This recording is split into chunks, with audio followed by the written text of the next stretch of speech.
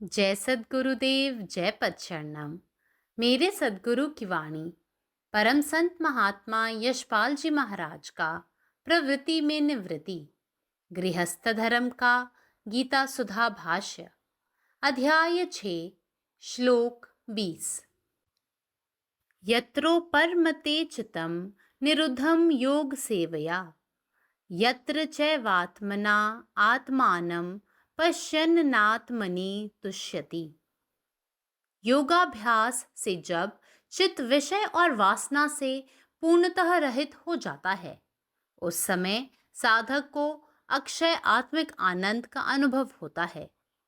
ऐसे योगी का निरुद्ध चित्त जिस अवस्था में ध्यान से शुद्ध हुई सूक्ष्म बुद्धि द्वारा आत्म साक्षात्कार प्राप्त कर उपरामता को प्राप्त हो जाता है, फिर सदैव अपनी आत्मा में ही संतुष्ट रहता है।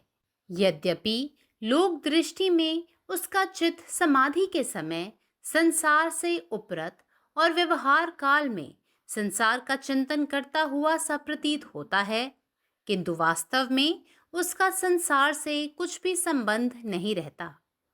When the mind is completely withdrawn from the objects of the senses and rendered pure and one-pointed, supreme peace reigns within the heart of the sadhak.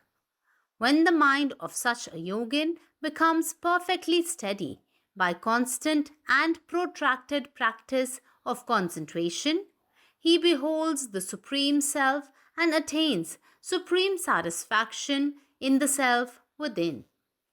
Om. నా సద్గురు సందేశం గీతాసుధ పరసత్మాత్మ శ్రీ యశ్పాల్జీ మహారాజ్ వారిచే ప్రతిపాదించబడిన ప్రవృత్తిలో నివృత్తి గృహస్థ సాధకులకు గీతాభాష్యం అధ్యాయం 6 శ్లోకం 20. యోగాభ్యాసంతో చిత్తం పూర్తిగా విషయ వాసనారహితమైనప్పుడు సాధకునికి అక్షయ ఆత్మికానంద అనుభవం కలుగుతుంది. అటువంటి యోగి యొక్క విషయ వాసనలను జయించిన చిత్తము ధ్యానంలో శుద్ధి అయిన ఆ స్థితిలో సూక్ష్మబుద్ధి ద్వారా ఆత్మసాక్షాత్కారమును పొంది పరమశాంతిని పొందుతుంది. పిమ్మట నిరంతరం తన ఆత్మేంద్రియ మాత్రమే సంతుష్టుడై ఉంటాడు. లోకం దృష్టిలో అతని చిత్తము సమాధి సమయంలో ప్రపంచం నుండి విడిపడి శాంతిని పొందుతున్నట్లుగా, వ్యవహార కాలంలో ప్రాపంచిక చింతన చేస్తున్నట్టుగా కనిపిస్తుంది. కానీ వాస్తవానికి అతడు ప్రపంచంతో ఏమాత్రము సంబంధం కలిగి ఉండడు. పరమాత్మ నీవే ఉన్నావు, నీ ఇష్టమే నెరవేరాలి. జై సద్గురుదేవ్, జై ప్రసരണം. സദ്ഗുരുവിൻ്റെ സന്ദേശം. യോഗാഭ്യാസത്തിലൂടെ മനസ്സ് ലൗകിക ആഗ്രഹങ്ങളിൽ നിന്നും പൂർണ്ണമായും മുക്തമാകുമ്പോൾ സാധകൻ ശാശ്വതമായ ആത്മീയ ആനന്ദം അനുഭവിക്കുന്നു.